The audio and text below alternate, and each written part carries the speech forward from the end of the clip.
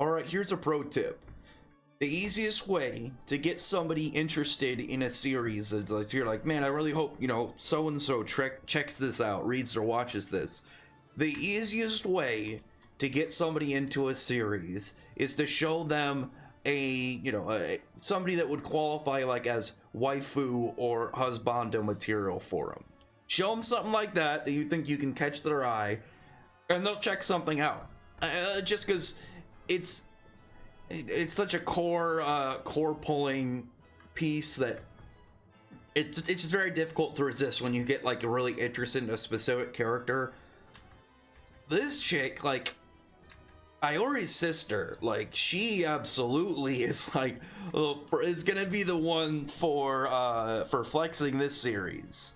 Like, granted, she's not the strongest in their world. We don't know who's at the very top. We know that she's like one of the strongest. But like this chick, she's already really cool. I really want to see more of her, and I like her style. I like her design. I like her personality. I really like her home base. Like everything about this chick is just really, really cool. And I've already been enjoying Phantom Seer. I think it's been really cool so far.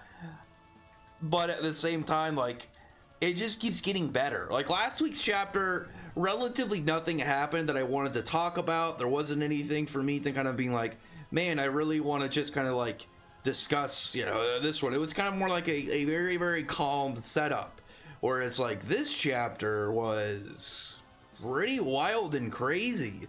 And on top of it just being pretty wild and crazy, like we got to see this character flex. And I honestly am starting to think that it's actually a good thing to have like just a big character flex early on, because every series that I've seen that like has something like that, you don't need a full-on fight, but when you just see like a big badass flex, I don't know, there's something extra about it that just to kind of get you hyped up for a series. I think it's because at the same time of being like, man, I really want to see, what this other character, I want to see what the main character is going to be like when they get to this level, or any of these other characters. But at the same time, it's like, man, I also really want to see that one character again. It's kind of like in Black Clover, the first time we saw Yami go out, or I can't even use it for Fairy Tail. It's like Ursa didn't have that same position. Makarov, we just saw use Fairy Law. Like, was it like in the mid or so 60s? Jujutsu Kaisen had Satoru Gojo pretty early on. You know what I mean? Just any of these big characters where it's just like, okay, I'm gonna display to the readers what it's like to flex in this series, what it's like to really just be dangerous. And this chick, like, it wasn't even as much as like, oh, I'm gonna have a fight. It's just like, I'm going to show up, and when I show up, I am going to destroy. And that was super badass. Like the chapter, essentially, like we just get some general kind of like build into what's going on. Like we find out about like the group name that Iori's sister has kind of like set up around her, the Nabari. And already, like, her mansion is cool as hell. Tsukiyomi Mansion looks really cool. It looks spooky. I like that it's hidden. But like while they're just discussing things, also they got a healing hot spring, which is just in general just a neat default idea. I've seen that in a couple other series, but it's one of those ones I don't think I'll ever get tired of seeing. It's just nice. But you just have these characters kind of just discussing things and just kind of like going over everything, and then there's like this like shake of their whole mansion, like a small earthquake, and like they hear this groan, and Riku's just like, oh, well, I could have sworn you guys have been hearing that the whole time. Like, you guys really haven't been. And it's just that because of her ability, her beckoning hand, it's helping, like, awaken some of these phantoms. Because they explain not only is it kind of like a job hub, it's kind of like the Fairy Tail Guild. Like, they have like their own members, and they, there's the central HQ that they meet up. It's kind of like that. It's a way to kind of describe it. But it also keeps dangerous phantoms locked up. So I'm wondering what reasons they would have to keep some of them. Maybe they just keep some of them for like study, or they're like, well, this one we could probably give to somebody, because we know that there's obviously ways for people to obtain the powers of phantoms and stuff. But Like they're talking about this one that says that it'll just kind of like infinitely multiply, and Iori already used like his power too much in the day, and they're kind of like in a dangerous spot, and that's when his sister shows up. And I love the way that while she's in the air, she has her hair kind of all just like almost like tendrils like floating around her. It gives her again like this spooky horror like presentation of herself.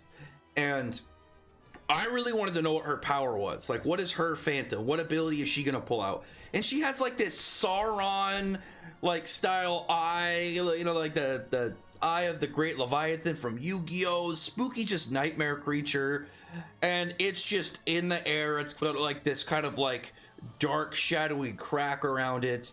And they're like explaining that because this thing will just keep multiplying, that she's just gonna obliterate its entire existence. She's just gonna wipe this things out, and she can distort the, like she's saying that she could distort the world. I'm wondering how much of that is over exaggeration and how much of that is true, because she doesn't even seem to be putting much effort. She just casually eradicates this phantom. Granted, we don't know how powerful it was in reality. Like, we didn't get to see like a big flex from it. Like, the characters were for the most part worn down from earlier, but I think we can all just go with, yeah, it was really powerful. It's a very powerful phantom.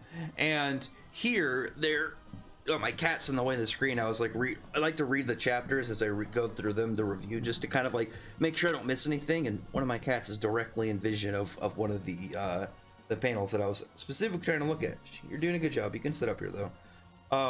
But man, this was really cool. And again, early in the series, you see a big shot just flex, and it was done in such a cool way, and it builds so much hype around her that the way that I think I can easily describe it is it's like a teaser.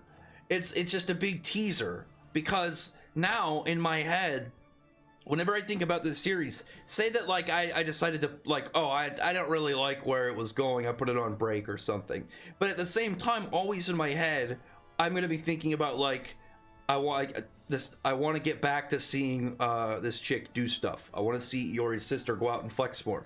I wonder when it's gonna get to a point where I can actually see her fight somebody.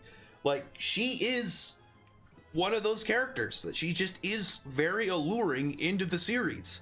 And she, again, like, I can't wait to see what exactly she's going to I can't wait to see what exactly she's going to do later on, because we know that there's a couple characters at least that she's on level with. Like they said in Japan, I'm wondering if they're going to do anything with the world, but as of right now, like, yeah, as of right now, she's a big shot, and it's just right now going to be on the side of all the chapters. Every single chapter that we get, all the plot move along, there's always going to be in the back of my mind, I'm like, I wonder if Iori's sister is going to do something in this or next chapter. So we'll see. We just got to be patient. Definitely really cool though. She definitely comes off as a badass. She's definitely got the presence to her. She's definitely got the general flex to her character. But for now, again, fast read chapter. It was mostly just see her step out and put the hurt on this creature. Well, not even put the hurt, the eradication, essentially. Full eradication. But anyway, other than that, though, comment below, thumbs up the video, prefer the like button, subscribe button, and check out my other videos. Rather than that, I appreciate everybody's already subscribed. Thank you all for listening. Bye.